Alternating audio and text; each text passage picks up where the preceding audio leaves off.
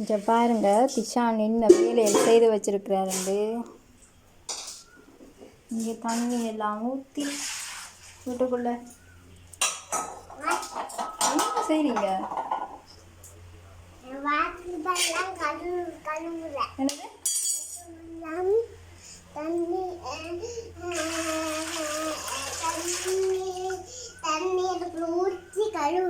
எல்லாம் கழுவி தானே வச்சிருக்குது. எல்லா பாத்திரமும் எடுத்தாச்சு.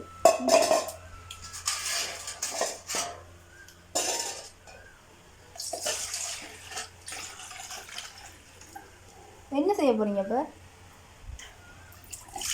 அந்த கீழே எல்லாம் ஊற்றி வழுக்கி விட போகிறோம் இப்போ எல்லாரும்.